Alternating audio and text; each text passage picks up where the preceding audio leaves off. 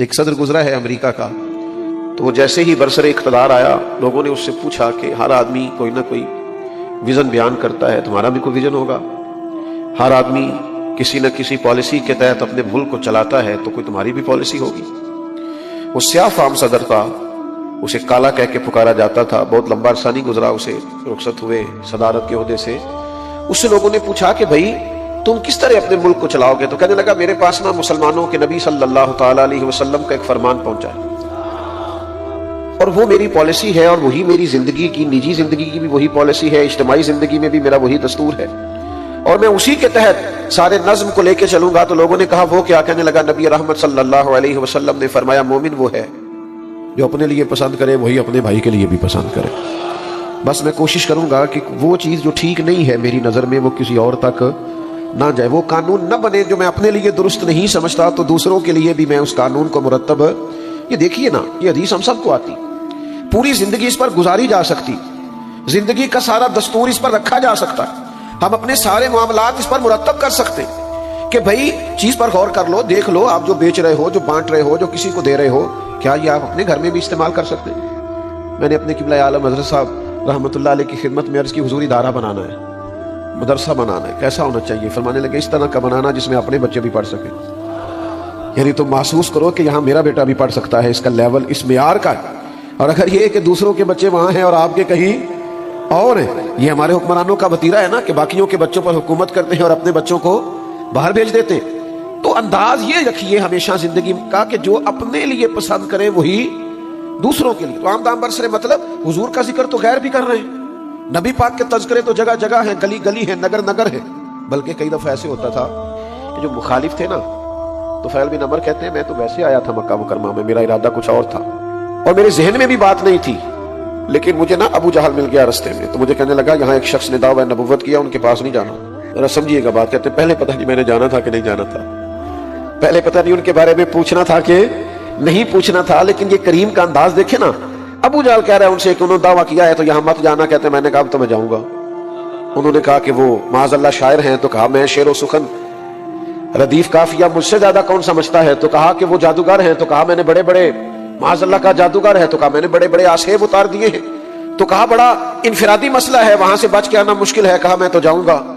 تو فیل کہتے میں گیا، میں نے بھی بڑی باتیں کی پر حضور نے صرف سورہ فاتحہ ہی پڑھ کے سنائی، بس پھر تیریاں ویکھ کے اداواں میں مرید ہو گئی۔ پھر بات بدل گئی، سودا لینے کے لیے بازار گئے ہم، پر ہاتھ اس کے بکے جس کے خریدار گئے ہم۔ پھر واپس آئے تو ابو جہل ہی کہہ رہا تھا یہ وہ نہیں ہے جو یہاں سے گیا تھا، چہرہ دیکھ کے کہہ رہا تھا بدل گئے انداز، اطوار بدل گئے۔ تو بھائی غیر بڑا ذکر کرتے رہے، غیروں نے بڑے تذکرے کیے میرے نبی پاک، اللہ نے کروا لیے کوچا کوچا، کریا کریا، نگر نگر، حضور کا ذکر جاری تھا، جاری ہے اور جاری کیا کہتے ہیں فاضل بریلوی رہے گا، یوں ہی ان کا رہے گا۔ پریشان ہے آپ کسی بات پہ؟ کوئی زبردستی تو نہیں نہ بٹھایا محفل ان دوستوں نے، ورنہ ان سے بات کریں، چونکہ اتنے پیارے لوگ ہیں آپ سارے، تو میری تو عادت ہی نہیں، میں بے سرا آدمی ہوں، میں تو کسی سے کہہ ہی نہیں سکتا میرے ساتھ مل کے پڑھو، یہ تو سریلے لوگ کرتے ہیں، تو اتنا تو آپ کہہ سکتے ہیں نا کہ رہے گا یوں ہی ان کا، او ماشاءاللہ، رہے گا یوں ہی ان کا، پڑے خاک ہو جائیں جل جانے والے، تو ہمیشہ رہے گا حضور کا ذکر پاک، ہمیشہ رہے گا۔ بلکہ ایک تو اس کو کسی نے تانا دیا، اس سے کسی نے کہا کہ تم مسلمان ہو کے حضور کی نعت کہتے ہو، یا تم غیر مسلم ہو کے حضور کی نعت کہتے ہو، اور اگر کہتے ہو تو پھر مسلمان ہو جاؤ۔ تو وہ کہنے لگا یار تم مجھ پر پابندی کیوں لگاتے ہو کہ میں غیر مسلم ہوں تو حضور کی نعت نہیں کہہ سکتا؟ وہ کہنے لگا ہو جائے عشق کسی سے کوئی چارہ تو نہیں، ہو جائے عشق کسی سے کوئی چارہ تو نہیں، اور صرف مسلم کا محمد پہ اجارہ تو نہیں، وہ تو عالمین کی رحمت ہے، تو ہو گیا بس، پیار کیا کیا جا سکتا ہے۔ تو جو عرض کرنا چاہتا ہوں، جو سمجھانا چاہتا ہوں کہ نبی پاک کا ذکر جگہ جگہ ہے، نگر نگر ہے، گلی گلی ہے، ہر مقام پہ ہو رہا ہے اور ہوتا رہے گا۔ بس ہمیں ہمارے امام نے یہ مقصد دیا ہے کہ تم نے بھولنا نہیں، حضور کب تک کرنا ہے؟ تو فاضل بریلوی کہتے ہیں حشر تک ڈالیں گے ہم پیدائش مولا کی دھوم، اور مثل فارس نجد کے کلے گراتے جائیں، خاک ہو جائیں ادو جل کر مگر ہم تو رضا دم میں جب تک دم ہے۔ اللہ کرے آپ کو سمجھ آئے، یہ شعر نہیں ہے، یہ مقصد حیات ہے، یہ فقط شعر کا مصرع نہیں ہے، یہ کسی شخص کا ولولہ ہے، کسی کا جذبہ ہے، کسی کا دستور حیات، کسی کا منشور ہے کہ ہم کریں گے کیا؟ کہتے خاک ہو جائیں عدو جل کر مگر ہم تو رضا دم میں جب تک دم ہے ذکر ان کا سناتے جائیں گے۔ یہ ہم نے مقصد بنا لیا، اور یہ کیوں بنایا ہے وہ بھی بتاتے ہیں۔ وہ کہتے ہیں جو نہ بھولا ہم غریبوں کو رضا۔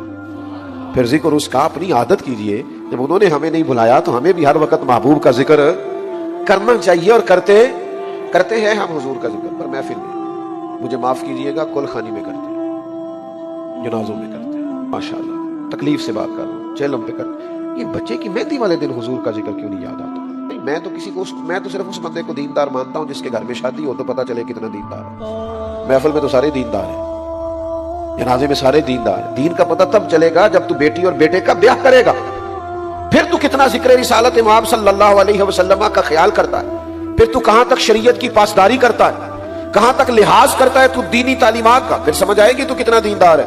لیکن اس دن کہتے ہیں میرا بیٹا نہیں مانتا، میرا فلانا نہیں مانتا، میں بچوں کے ہاتھوں مجبور ہوں۔ یہ بہانے کسی اور کو سنانا، یہ بہانے ہیں۔ بچوں کو منانا ہو تو کوئی مشکل کام ہے، اور برادری اور قبیلے سے اگر آپ لڑ نہیں سکتے تو دعویٰ محبت کیوں کیا تھا؟ اور اگر سمجھ نہ آئے تو پھر دیکھو نہ کھول کے صحابہ کی زندگیاں، ان کی تو ساری برادری، سارا قبیلہ، ان کی تو بیویاں، بچے، بہن بھائی کہہ رہے تھے دین قبول نہیں کرنا، انہوں نے کہا سب کچھ چھوڑ دینا ہے، محمد عربی کا دروازہ نہیں چھوڑنا صلی اللہ علیہ وسلم۔ لیکن وہ محفل میں ادھار ٹوپی لے کے آ جانا کسی سے، اور جناب بڑا زبردست دیندار بن جانا، اور اس کے بعد ساری مرضی کے کام کرنا، تو یہ بھائی آدھے تیتر آدھے بٹیر بننے سے کام نہیں چلتا۔ یا ایھا الذین آمنوا ادخلوا فی السلم کافہ، اے ایمان والو پورے کے پورے دین میں داخل ہو جاؤ۔ آدھے تیتر آدھے بٹیر بننے سے گزارا۔ وہ میں تو کئی دفعہ نا، وہ جو بڑے ہوتے ہیں نا ہمارے اسٹیجوں پہ، نقیب، خطیب، نعت خواں، ان سے بھی گزارش کرتا رہتا ہوں کہ بھائی آپ فل ٹائم دیندار بنے۔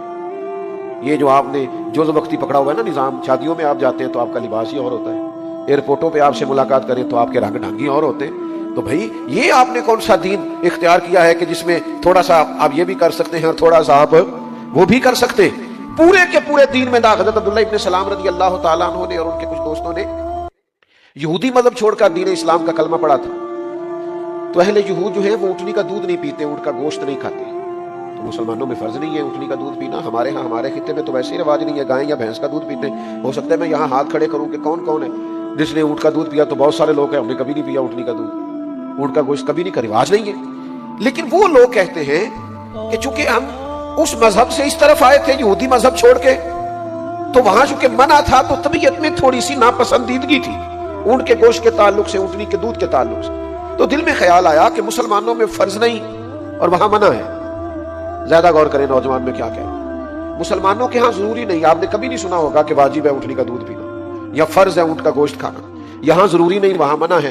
تو دل میں خیال آیا کہ تھوڑا سا چلو اس مذہب کی بھی رعایت ہو جائے گی، تو ہم نے ارادہ کیا کہ اونٹنی کا دودھ نہیں پینا، اونٹ کا گوشت نہیں کھانا۔ اللہ نے قرآن نازل کر دیا، یا ایھا الذین آمنوا ادخلوا فی السلم کافہ، اے ایمان والو پورے کے پورے دین میں داخل ہو جاؤ، تمہیں ذرا سا بھی ادھر ادھر جانے کی اجازت نہیں ہے۔ یہ کیا بات ہوئی کہ تھوڑا سا یہ بھی اور تھوڑا سا وہ بھی، تھوڑا سا برادری بھی، تھوڑا سا قبیلہ بھی، تھوڑی سی دنیا داری بھی؟ نا نا، غلام فریدہ میں ساری تیری، آپ کو مکمل اس طرف جانا ہے۔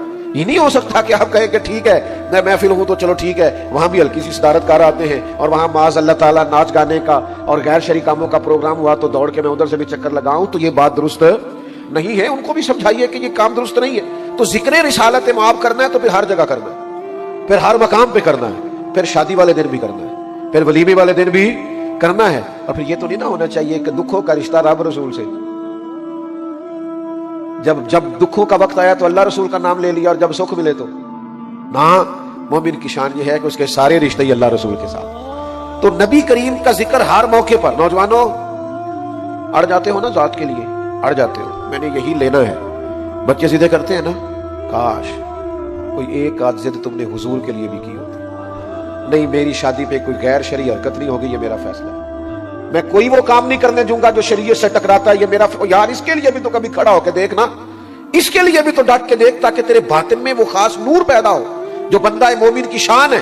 تو بس ایک تو یہ کہ حضور کا ذکر پاک کرنا ہے اور خوب کرنا ہے، لیکن دو تین چیزیں زیر غور رہیں، باقی سارے تذکروں کا رنگ اور ہے، حضور کے ذکر کے آداب اور ہیں۔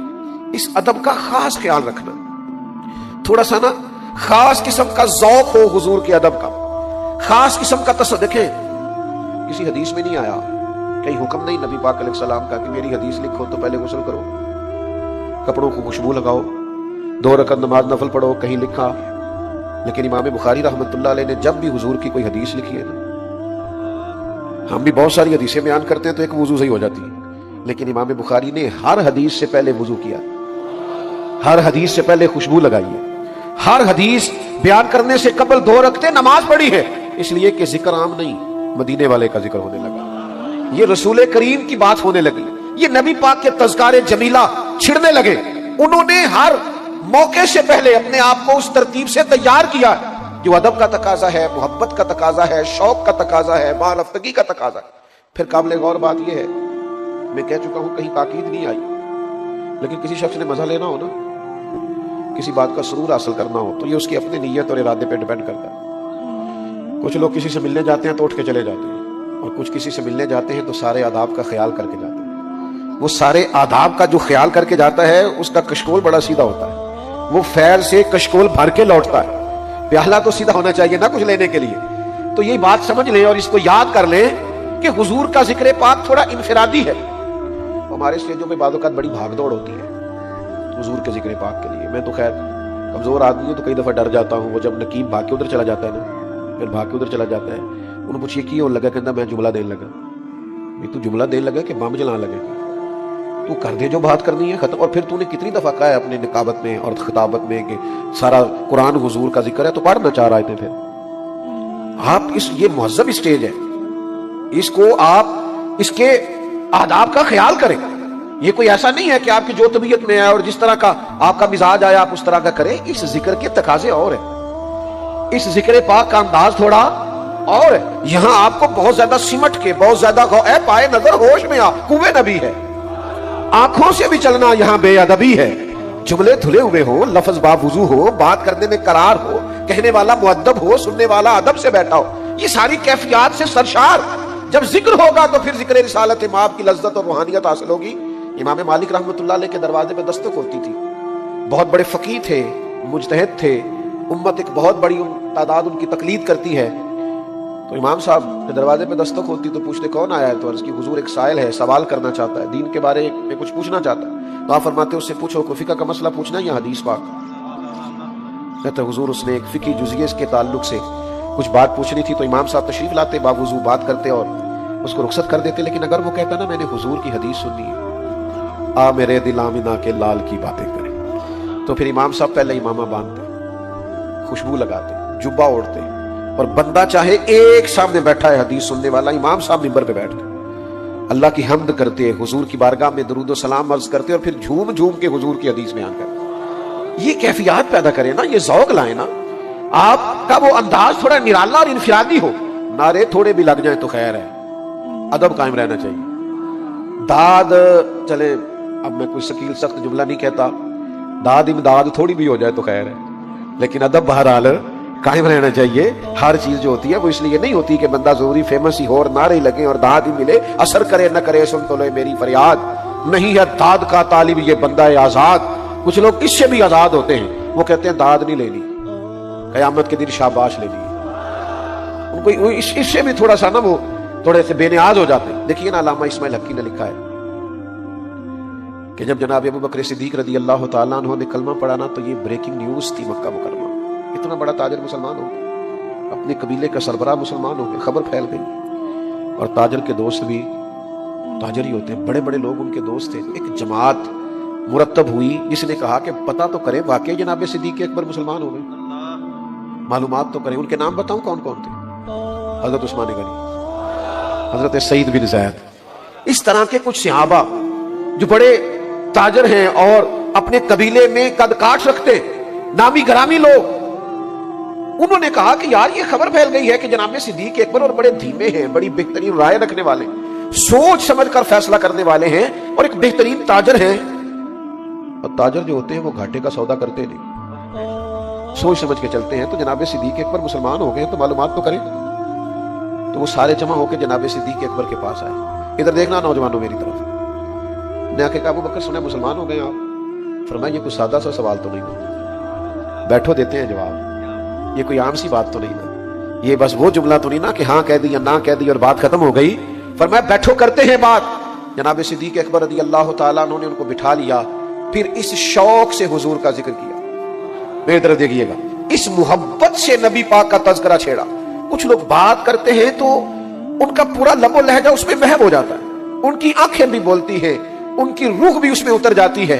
वो बात करते हैं तो वो पूरी लज्जत और पूरा कैफ और पूरा सुरूर, यानी एक एक हरफ सज्जन दे नां दा सानू दिसदा वांग कुरान है ते सूरत यार दी वेंदे रहना, ये सब अमलां दी जान है। सजना साडा दीन की पुछना, साडा एहो ही दीन ईमान है। एक एक बात कैफ वाली, सुरूर वाली, धुली हुई, लज्जत वाली, मिठास वाली। जनाब सिद्दीक अकबर ने कभी हुजूर के अखलाक की बात छेड़ी, कभी माफ करने की बात छेड़ी, कभी अता करने की बात छेड़ी, कभी नवाज देने की बात छेड़ी, कभी हुजूर की सिला रहमी की बात छेड़ी, कभी भाई को भाई से मिला देने की बात छेड़ी।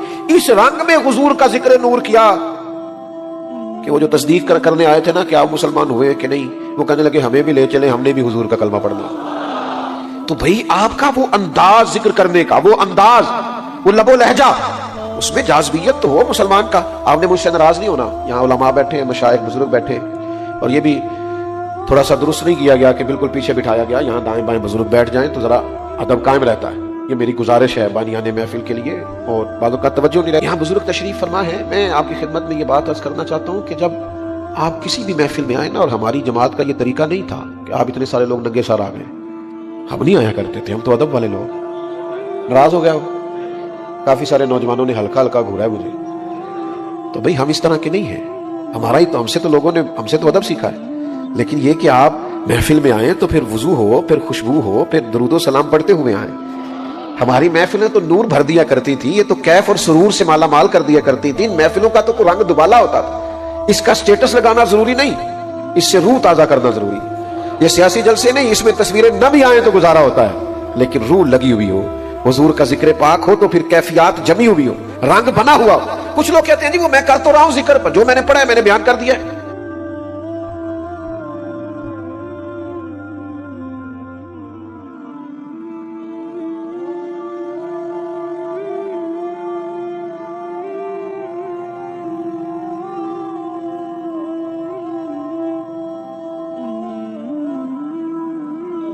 ये भी बात लोगों से सुनने में मिलता है कि जनाब आप उसके अंदर बात भर रहे हैं, रंग भर रहे हैं, फला खतीब ने, फला नकीब ने उसके अंदर कुछ रंग भर दिए हैं, खूबसूरती पैदा कर दिया, जुमले अच्छे तलाश लिए हैं, और वो किताब में तो यूं ही लिखा था। तो भाई कुछ जिक्र ऐसे होते हैं जिनमें जैसे जैसे लिखा है ना, वो लफ्ज ब लफ्ज बयान नहीं होता, बल्कि कुछ आदाब, कुछ चीजें और भी होती है।